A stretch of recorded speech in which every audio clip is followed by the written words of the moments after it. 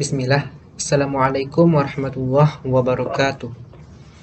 Alhamdulillahirrabbilalamin. Puji syukur kita ucapkan kehadiran Allah Subhanahu wa Ta'ala, karena atas berkah rahmat dan karunia-Nya kita dapat melaksanakan perkuliahan mata kuliah Sistem Informasi Manajemen pada pertemuan ke-11 ini. Selawat beriringkan salam tak lupa kita ucapkan buat baginda Nabi besar Muhammad sallallahu alaihi wasallam dengan hantaran kata Allahumma sholli ala Muhammad wa ala ali Muhammad. Baik, pada kesempatan kali ini saya akan mempresentasikan materi pertemuan ke-11 yaitu mengenai sistem informasi manajemen dan kompetitif and fintech. Mungkin langsung saja kita masuk pada slide yang pertama. Yang pertama itu mengenai sistem informasi manajemen bagi pelayanan publik. Setiap kantor pemerintahan harus mampu mengidentifikasi operasi-operasi atau aktivitas yang terkait dengan aspek penting lingkungan sejalan dengan kebijakan, tujuan, serta sasaran. Selain itu, organisasi pemerintah juga harus mampu merencanakan serta mengendalikan operasi-operasi tersebut. Hal ini tentu akan berbeda dengan kegiatan penyusunan laporan yang masih dikerjakan dengan sistem manual, di mana proses penyelesaiannya akan membutuhkan waktu yang lebih lama serta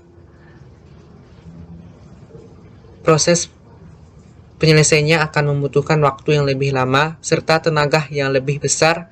SIM sudah seharusnya diterapkan dalam segala macam bentuk pelaksanaan operasional di instansi-instansi pemerintahan. Yang kedua, itu sebagai penunjang kinerja organisasi. Sistem informasi manajemen berbasis komputer sangat berperan penting dalam hal menciptakan kualitas dan kinerja yang baik bagi para pegawai negara. Hal ini terbukti sejak diterapkannya sistem informasi manajemen berbasis komputer dalam setiap pelaksanaan tugas-tugas para pegawai langsung dihadapkan dengan sistem komputer, sehingga setiap tugas-tugas para pegawai dapat dilaksanakan dengan lebih mudah dan lebih cepat terselesaikan tanpa memerlukan jarak waktu yang lama dengan jumlah pekerjaan yang lebih banyak jika dibandingkan dengan pekerjaan yang dilakukan dengan menggunakan sistem manual. Tidak hanya dari segi waktu, dari segi menggunakan sistem manual, kuota atau banyaknya jumlah tugas-tugas yang diberikan pun bisa terselesaikan dengan cepat dan lebih teliti. Satu contoh dalam kegiatan pengolahan data-data calon penerima beasiswa, ketika data-data atau berkas tersebut masih diolah dengan menggunakan sistem manual, hanya mampu terselesaikan 10 berkas calon penerima beasiswa per harinya. Sedangkan jika diolah dengan menggunakan sistem komputer, berkas tersebut bisa diselesaikan mencapai 20-30 berkas per harinya. C sebagai pendukung dalam pengambilan keputusan. Nilai suatu informasi berhubungan erat dengan keputusan, di mana bila tidak ada pilihan atau keputusan, maka sebuah informasi tidak akan diperlukan. Suatu informasi dikatakan bernilai apabila manfaatnya lebih efektif dibandingkan dengan biaya untuk mendapatkannya. Dalam hal ini, untuk dapat menghasilkan sebuah informasi yang berkualitas dan cepat, maka yang dibutuhkan adalah sistem pengolahan informasi yang baik dengan memanfaatkan kemajuan teknologi seperti saat ini, yaitu salah satunya dengan mengaplikasikan sistem informasi manajemen berbasis komputer. SIM berbasis komputer memiliki peranan penting bagi setiap atasan dalam sebuah instansi pemerintahan dalam langkah pembuatan keputusan agar proses pemberian layanan kepada pihak masyarakat dapat tercapai secara maksimal. Suatu kebijakan akan bertentangan dengan keadaan sebenarnya di lapangan apabila kebijakan tersebut dibuat tanpa berdasarkan informasi yang akurat, sehingga banyak pihak yang akan dirugikan baik bagi masyarakat luas maupun dari pihak pemerintah itu sendiri. Yang D, sebagai penyalur informasi dengan cepat. Saat ini, sistem informasi manajemen berbasis komputer juga telah dihubungkan dunia internet yang sering dikenal dengan website. Website ini juga sangat diperlukan dalam menyalurkan sebuah informasi dengan cepat. Dengan adanya media internet seperti website ini, seluruh lapisan masyarakat dapat dengan mudah mengakses informasi dengan melalui dunia internet sebagai pemanfaatan kemajuan teknologi informasi. Pemerintah juga berupaya mengikuti perkembangan dunia internet agar terus dapat menyajikan sebuah informasi yang berguna bagi masyarakat dengan cepat melalui situs-situs jejaring sosial seperti Facebook dan Twitter. Hasil dari pengambilan keputusan akan memberikan berbagai dampak langsung maupun tidak langsung terhadap kinerja bisnis organisasi. Informasi yang dihasilkan dari pengolahan data sehari-hari dilengkapi dengan pengalaman jam terbang dan intelektualitas sang pengambil keputusan, pada akhirnya akan menjadi sebuah pengetahuan atau knowledge bagi yang bersangkutan. Feedback dari hasil pengambilan keputusan ini sangat baik untuk diketahui oleh berbagai pihak yang berkepentingan di dalam organisasi. Adalah tugas teknologi informasi selanjutnya untuk mengolah informasi yang diperoleh dengan berbagai konteks organisasi yang ada, menjadi sebuah knowledge yang dapat diakses oleh semua pihak di dalam organisasi. Akhirnya, kumpulan dari knowledge yang diperoleh dan dipelajari selama organisasi beroperasi akan menjadi suatu bekal kebijaksanaan atau wisdom yang tidak ternilai harganya. Merubah knowledge menjadi wisdom merupakan tugas teknologi informasi yang terakhir dalam proses penciptaan. Kebijakan publik dalam sistem informasi haruslah memahami isu atau masalah publik, di mana masalah bersifat mendasar, strategis, menyangkut banyak orang, berjangka panjang, dan tidak bisa diselesaikan secara perorangan, dengan taktik dan strategi maupun berbagai input untuk pelaksanaan yang dituangkan dalam rumusan kebijakan publik dalam rangka menyelesaikan masalah yang ada. Tantangan selanjutnya itu tantangan keamanan atau security dalam penerapan SIM. Jika kita berbicara tentang keamanan sistem informasi, selalu kata kunci yang dirujuk adalah pencegahan dari kemungkinan adanya virus, hacker, cracker, dan lain-lain. Padahal, berbicara masalah keamanan sistem informasi, maka kita akan berbicara kepada kemungkinan adanya risiko yang muncul atas sistem tersebut.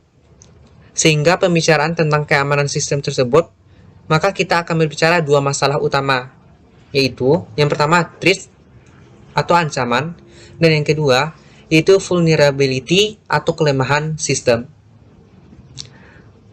Masalah tersebut pada gilirannya berdampak kepada 6 hal yang utama dalam sistem informasi, yaitu yang pertama efektivitas, yang kedua efisiensi, yang ketiga kerahasiaan, yang keempat integritas, yang kelima keberadaan, yang keenam kepatuhan, dan yang terakhir yaitu keandalan.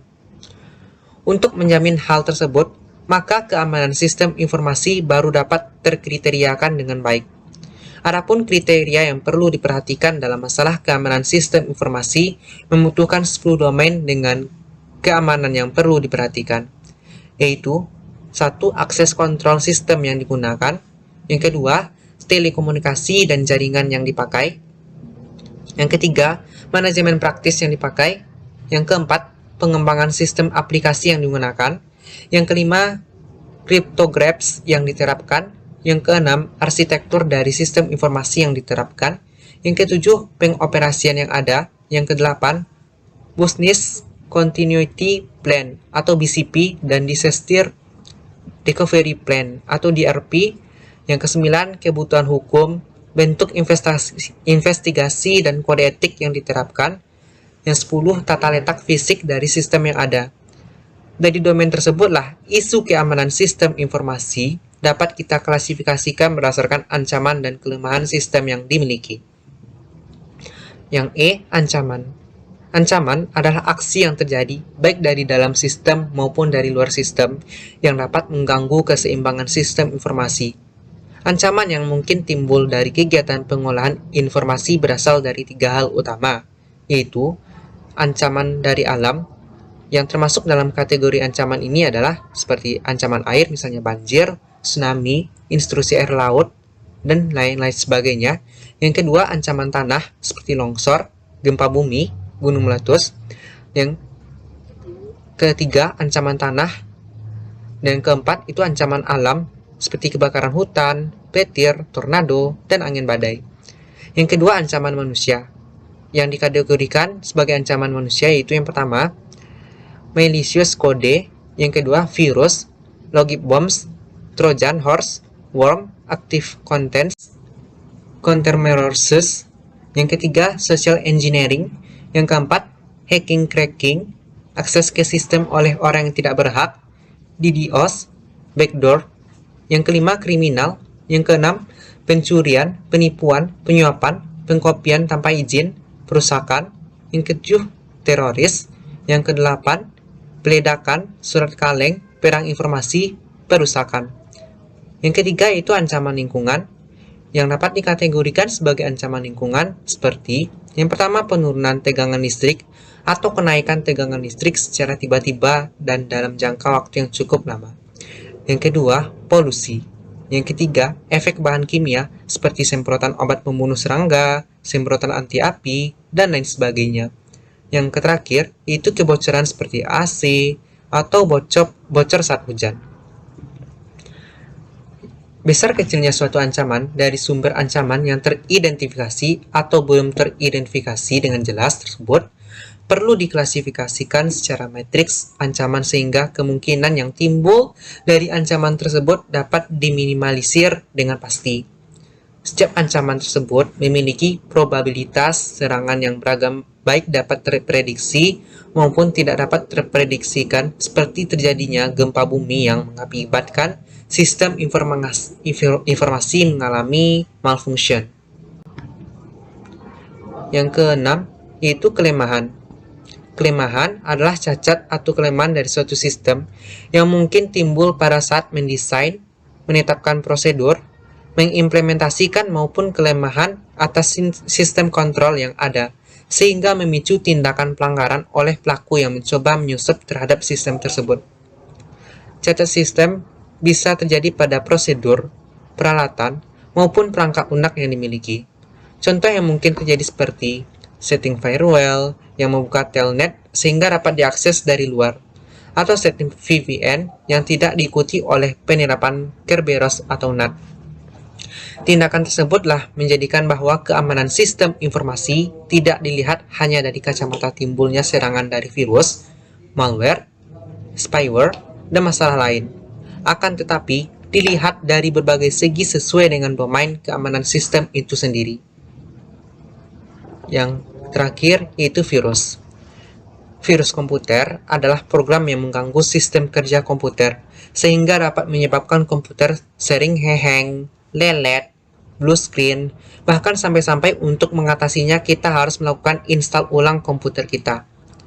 Nah, sebelum komputer kita terserang virus, ada baiknya sedikit banyak kita mengetahui macam-macam virus komputer, yaitu seperti virus compiler, virus bagel BC, virus file, virus system, virus boot sector, virus dropper, dan yang terakhir virus script batch. Ya, mungkin itu terkait materi pertemuan ke-11 mengenai SIM dan Competitive Advantage. Terima kasih atas perhatian Bapak dan teman-teman. Mohon maaf apabila dalam penyampaian presentasi materi pertemuan ke-11 ini terdapat banyak kekurangan dari saya. Saya akhiri, wabillahi taufik wal hidayah. Assalamualaikum warahmatullahi wabarakatuh.